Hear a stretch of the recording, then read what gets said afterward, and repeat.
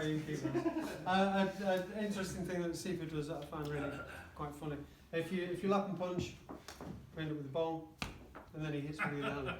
Because you kind of think of a guard, but ultimately what we're after is 2-on-1. And if he's got 2-on-1, then there's an opportunity there for me.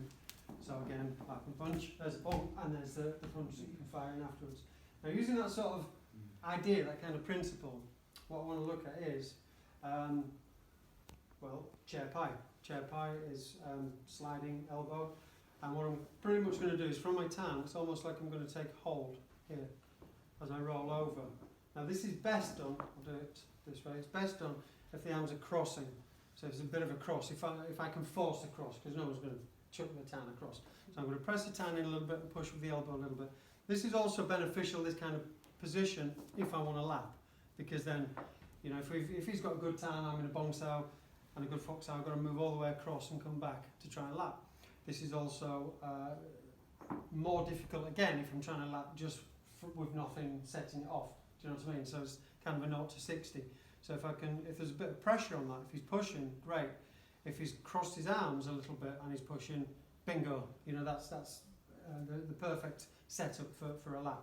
You might orchestrate this a little bit by pushing on a bong, trying to get pushing with the bong, trying to get a little bit of resistance.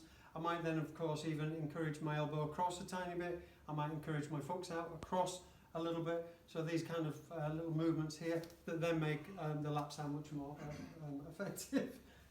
So with a chair pie, what I want to look at here is a similar sort of principle, but I'm going to take hold. Now, as soon as we roll, my bong takes hold. I'm going to do the other side so you can't see me. So I'm going to get a contact here. Now, if it's crossed, then I hold and I press down, so you look like a big chicken. And as you pull the elbow down, that's what traps. This is chair pie, this is sliding elbow. To remind you, there's 4 elbows. We have Kup Jarn, Jarn, Pai Jarn, and chair pie. Jarn kind of sort of refers to an elbow as in a strike. So Pai Jarn is level elbow, what we see in Chung Kyu, so I can hit it this way or this way. Kup Jarn is vertical elbow, Kup Jarn is vertical elbow, Goi Jarn is kneeling elbow. So basically it's the same elbow, it's just am I moving back when I use it, or am I moving forwards when I use it? So in essence then we can say there's 2 elbows. Kup Jarn and Goi Jarn are the same, they go up and down.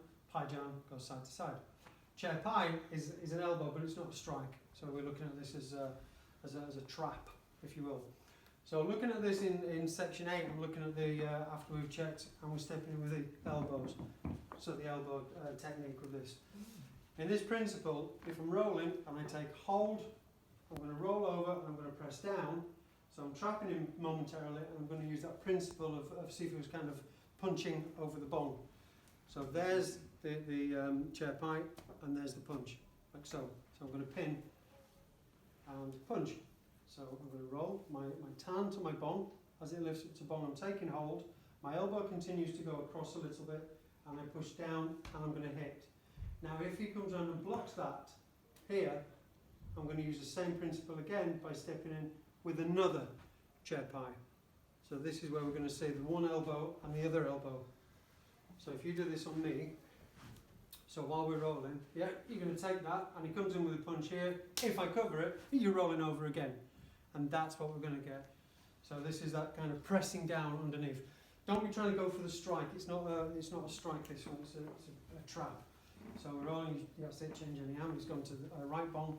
So at any point, I'm not going to notice this. So I'm not going to realise that he's taken hold at this point as he rolls. He's then going to pin, in panic, I'm going to come around and block, and he's coming around with the second one. So that's what we're looking at. So change arm, always make sure you train both sides equally. So from here, the tan hand takes a hold, he rolls over, and as the punch comes in and I'm blocking, he's then going to draw that elbow over the top as well. So we're rolling 1 and 2. So it's that same kind of principle of this. Okay, that makes sense? Mm-hmm. Lovely. Okay, so we'll give that a go.